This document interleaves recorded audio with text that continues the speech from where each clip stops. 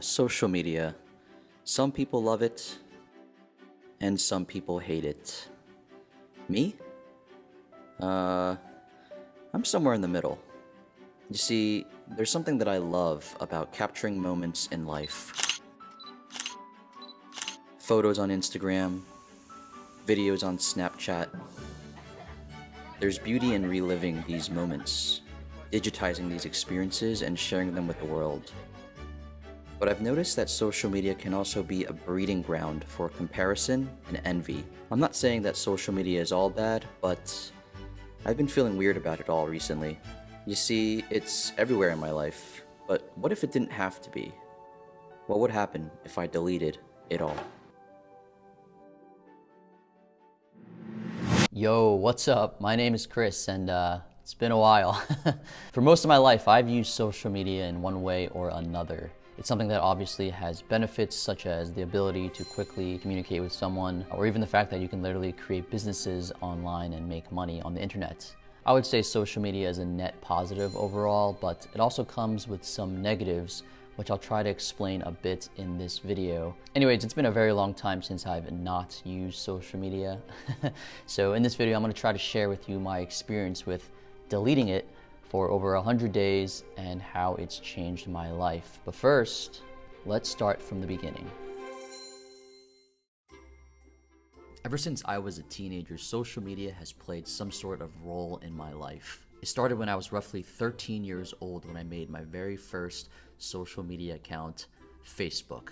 This was around 2009, 2010, around that time, and this was game changing. There was something so addicting about Facebook at the time and updating your status and sharing your life and your opinions with the world. And honestly, I was having way too much fun with it. Someone needed to take away my phone. I was the kid that updated their status about the stupidest things, anything and everything in my life. I was sharing with the internet. I'm talking zero social awareness, zero social skills. Like, it was pretty bad. I really thought I was the main character back then, and looking back, I mean, honestly, like, it's kind of cringe looking at it. Alrighty guys, I'm on my laptop. We're gonna go look at some cringe on my Facebook timeline. Like I said, Facebook was one of the first instances where I was kind of exposed to social media. So I think it's kind of funny to look at the old timeline and see what type of content I was cooking up back then.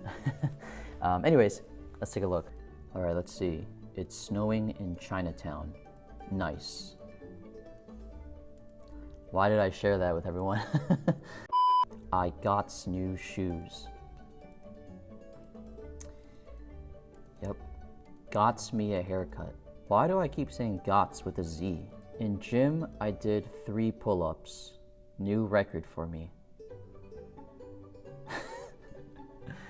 Now, obviously, in today's era, I would never be updating my Facebook status and sharing with the world that I got a haircut or that it's raining outside or whatever, snowing, because frankly, no one cares.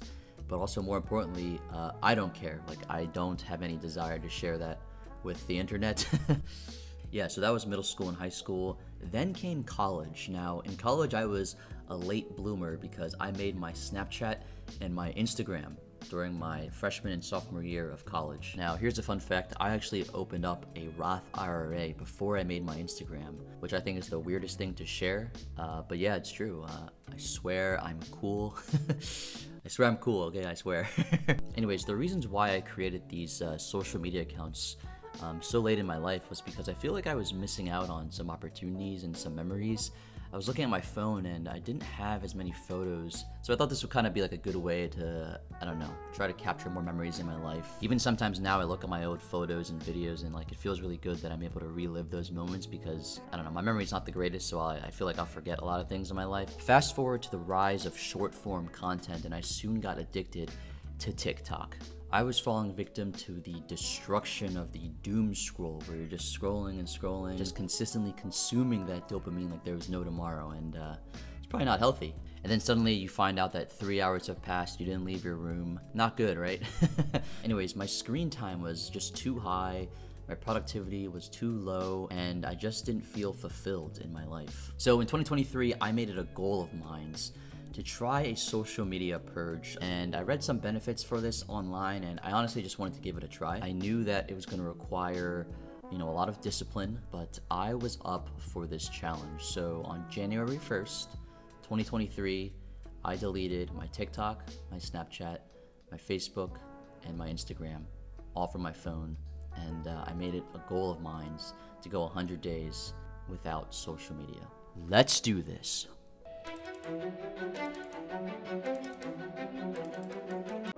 So the very first day was honestly pretty liberating. There was this really special feeling knowing that I was, eliminating these apps, and it felt pretty good. I felt optimistic. Now I will say, as the days went on, there were several times when I actually had that little urge to check my phone.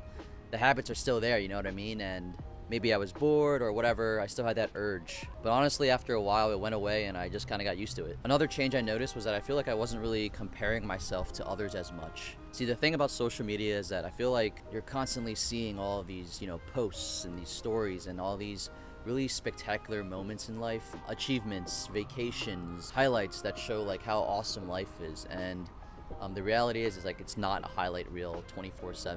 I think a lot of life is actually quite simple and mundane and maybe perhaps boring to some, but I think if you learn how to appreciate that, I think that's how you feel a little bit more fulfilled in life. And I think it's so easy to get your head kind of influenced by social media, to think that your life is not as cool as some other people, but when in reality it's probably just completely normal. I feel like through this social media purge, I was able to focus more on my own personal life and honestly just be a little bit more positive about myself, and ultimately stop comparing myself to other people. Now, as the days went on, I feel like I kind of saw how my mentality shifted, which was really good for me. Some cool things I've been up to in the past few months: I actually started a new YouTube channel to highlight some squash content. It's always kind of been like a personal passion project of mine to record myself playing squash. So I finally did that, so feel free to subscribe if you're interested in squash or you want to see me play squash. I'm not like super good at it, but it's definitely something that's really fun for me, and it has taken up a lot of my time. I actually also signed up for a squash tournament, and I won a trophy, which was pretty cool. I attended my very first wedding with one of my good friends, and honestly really just started appreciating my time with loved ones, friends, and family, without feeling that urge to like compare myself through social media. So I think this break was overall pretty good. Now, as the weeks went on and on, I started feeling better. That urge to check social media on my phone, it was still there, but I don't think it was as frequent as previously or before. Something interesting was that my screen time, I found, was not as high as it was in the past. Now, according to this website, the average screen time in the US is actually about 7 hours, and I will not judge if your screen time is super high or even close to that. Just for some data, which I think is pretty cool, my own personal screen time was around the 4 to 5 hour mark prior to this social media purge, which honestly I wasn't like super happy with, but it is what it is, I guess. It was honestly mostly Instagram, TikTok, YouTube, and chess, because I'm a nerd. But as I went through this social media purge, slowly I started seeing my screen time go down, and by the end of this experience, I found that my screen time actually dipped for several weeks, like less than 50% of what it was before. So less than 2 hours a day, which I think is like pretty decent. It's not the best, obviously. I think my ultimate goal is to have it even less than 1 hour. But baby steps. It'll take some time to get there. Anyway, soon enough, months came by, and I hit the 100-day mark on April 10th of 2023. Alrighty, so today is the 10th of April, which means it's officially day 100. It's like 11:55 p.m. right now. And wow, yeah, it's been 3 months since I first deleted social media. I've gone off grid, and I think overall it's been a really positive experience. I feel like, this dopamine detox, whatever you want to call it, this little break, definitely like mentally, I think it's really beneficial.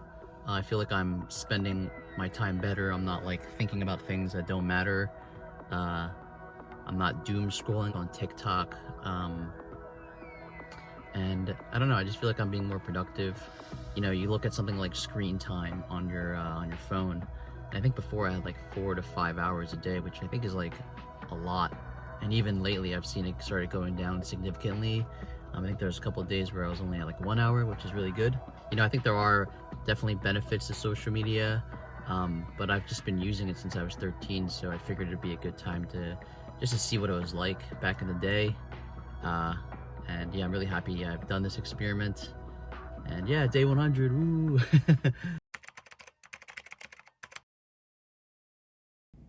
Yo, what's up? Big time jump.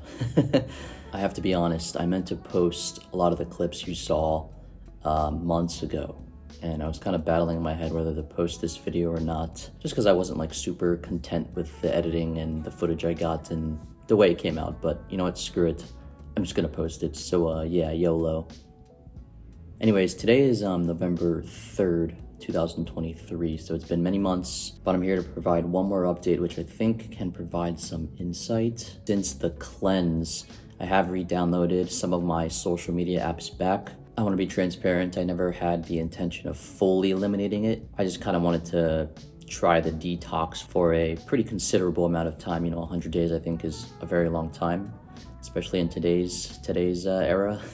Like I said in the beginning, I think in today's age, I think there is a lot of utility and value in using social media, and there are positives with using it. Like I said, being informed with news, connecting with friends and loved ones. So there is some utility to it, I think. However, for the purposes of this video, I do think it's helpful to kind of see the effects, you know, of the experiment of the detox, whatever you want to call it, even months after it's done, to see kind of like what happens, you know what I mean? You know, are the effects still there? How do you feel? Do I feel like crap? Is it affecting me mentally? Is my screen time going up? Stuff like that, you know? So even months later, I still feel good with my relationship with, you know, my phone, social media. I do have to admit my screen time is slowly going up again. I think it's normal. I think it's natural for that to happen, especially after a detox. Very easy to fall victim to that, so totally okay. I think detoxing can be very good for you, and I still feel the benefits of it even months after I finished it. I kind of want to reflect real quick about the 100 days. So something that I was surprised about was when I first started, obviously in the beginning, something feels a little bit off. You have that inclination to want to use your phone, you want to check Instagram or whatever. But after that little hurdle, that initial phase of like feeling a little weird, I was surprised that I didn't really miss the apps as much as I thought I would. Again, the first few days were a little difficult just because it's hard to break that habit. Felt like it was very habitual for me to like constantly check something on my phone. But after that hurdle, like I said, it felt pretty good. I think overall I have a better sense of control over my use of like Facebook, Instagram, stuff like that. And I feel like my mind is at a better sense of peace with the detox. I don't know if that makes sense. Like you're not thinking about it as much, which is good. And like I said, I think it's normal to feel good about, you know, getting likes, comments, stuff like that. Speaking of which, feel free to like and comment below on the video and subscribe. The irony. I know it's ironic for me to ask, but it lets me know that, you know, you guys enjoy the video. I'm not a hypocrite, I swear. Anyway, so I don't think it's healthy to be stuck in this like dopamine loop. That's what I'll call it, where you're using social media for such a long period of time. I encourage you to try this cleanse. In conclusion, this giant 100-day detox cleanse, whatever you want to call it, really fun experiment. I think it's beneficial. I don't know what the science is on it, but give it a try. Let me know how you feel. Let me know your thoughts about social media in the comment section below. I've been traveling a little bit, which is why I suck with posting. I went to Toronto recently with my family and even South Korea, so you'll see some clips of that here. But I'll try to post more. I know I always say I'll do it. So many things going on. It's very overwhelming. I will do better. I love posting videos. And funny thing, even though I've been gone for like many months, I actually recently passed a cool milestone. So I just passed 500 subscribers. Woo! Anyways, I just want to say thank you. 500, I know it's not a huge number, but it means a lot to me. And I don't know, I just get really excited whenever I see that number. So thank you, and more to come. Alrighty, peace.